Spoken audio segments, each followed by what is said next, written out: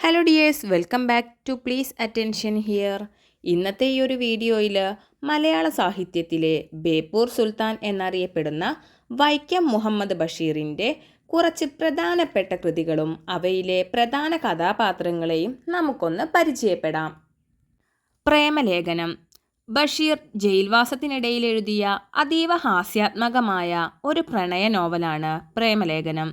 കേശവൻ നായരുടെയും സാറാമ്മയുടെയും പ്രണയവും തുടർന്നുണ്ടാകുന്ന രസകരമായ സംഭവങ്ങളുമാണ് ഇതിൽ വിവരിക്കുന്നത്.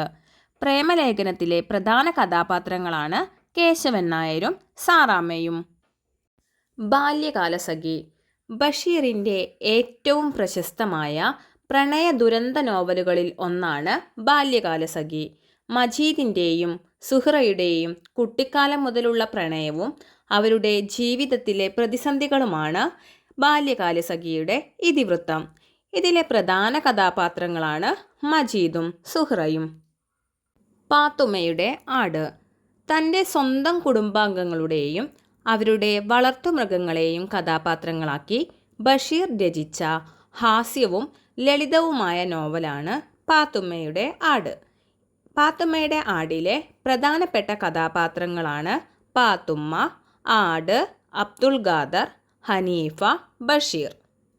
എൻ്റെ ഉപ്പൂപ്പാക്കൊരാനയുണ്ടാർന്ന്. വിദ്യാഭ്യാസത്തിൻ്റെ പ്രാധാന്യത്തെയും അന്ധവിശ്വാസങ്ങളെയും ചൂണ്ടിക്കാണിക്കുന്ന ബഷീറിൻ്റെ സാമൂഹിക പ്രസക്തിയുള്ള നോവലാണ് എൻ്റെ ഉപ്പൂപ്പാക്കൊരാനയുണ്ടാർന്ന്. ഇതിലെ പ്രധാന കഥാപാത്രങ്ങളാണ് കുഞ്ഞിപ്പാത്തുമ്മ, നിസാർ അഹമ്മദ്, ആയിഷക്കുട്ടി. മതിലുകൾ. ജയിൽ പശ്ചാത്തലമാക്കി എഴുതിയ മനോഹരമായ ഒരു പ്രണയകഥയാണ് മതിലുകൾ. പരസ്പരം കാണാതെ ജയിൽ മതിലിൻ്റെ ഇരുവശത്തു നിന്നും സംസാരിച്ച് പ്രണയത്തിലാകുന്ന രണ്ട് തടവുകാരുടെ കഥയാണ് മതിലുകൾ. ആനവാരിയും പൊൻകുരിശും. ബഷീറിൻ്റെ ഹാസ്യസാഹിത്യ ശൈലി കൃത്യമായി വെളിപ്പെടുത്തുന്ന ഒരു കൃതിയാണ് ആനവാരിയും പൊൻകുരിശും.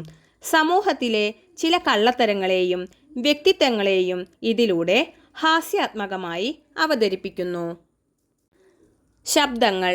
യുദ്ധം, പട്ടിണി, രോഗങ്ങൾ എന്നിവ മനുഷ്യരിൽ ഉണ്ടാക്കുന്ന ആഘാതങ്ങളെ വളരെ ഗൗരവത്തോടെ അവതരിപ്പിച്ച ഒരു നോവലാണ് ശബ്ദങ്ങൾ.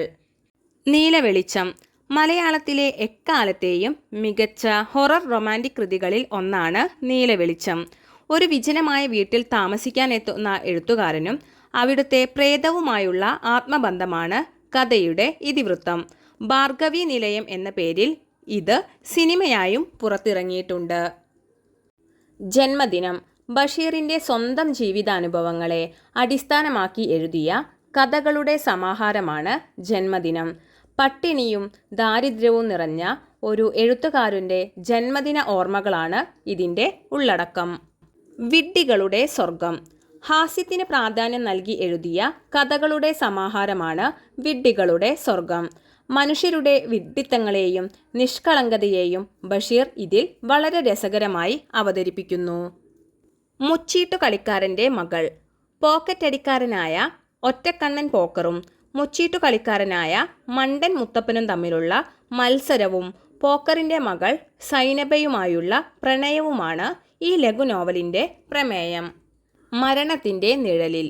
ബഷീറിൻ്റെ മറ്റ് കൃതികളിൽ നിന്നും തികച്ചും വ്യത്യസ്തമായി വളരെ ഗൗരവമേറിയതും ഇരുണ്ടതുമായ ഒരു പശ്ചാത്തലത്തിൽ എഴുതിയ കൃതിയാണ് മരണത്തിൻ്റെ നിഴലിൽ. ജീവിതത്തോടുള്ള നിരാശയും മരണചിന്തകളുമാണ് ഇതിൽ നിറഞ്ഞു നിൽക്കുന്നത്. ജീവിത നിഴൽപ്പാടുകൾ. ഒരു സാധാരണ കുടുംബത്തിൻ്റെ തകർച്ചയും അതിനിടയിലുണ്ടാകുന്ന പ്രണയവും നന്മയും വിവരിക്കുന്ന നോവലാണ് ജീവിത നിഴൽപ്പാടുകൾ. ഭൂമിയുടെ അവകാശികൾ. മനുഷ്യർക്ക് മാത്രമല്ല, ഭൂമിയിലെ എല്ലാ ജീവജാലങ്ങൾക്കും ഈ ഭൂമിയിൽ തുല്യ അവകാശമുണ്ടെന്ന പ്രകൃതി സ്നേഹത്തിൻ്റെ വലിയ സന്ദേശം നൽകുന്ന കഥയാണ് ഭൂമിയുടെ അവകാശികൾ.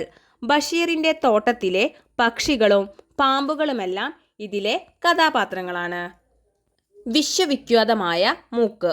ഒരു സാധാരണക്കാരനായ പാചകക്കാരന് പെട്ടെന്ന് മൂക്ക് നീണ്ടുവരുന്നതും തുടർന്ന് ആ മൂക്കിനെ ചൊല്ലി രാഷ്ട്രീയത്തിലും സമൂഹത്തിലും ഉണ്ടാകുന്ന വലിയ കോലാഹലങ്ങളും വിവരിക്കുന്ന ഒരു കിടിലൻ ആക്ഷേപഹാസ്യ കഥയാണ് വിശ്വവിഖ്യാതമായ മൂക്ക്.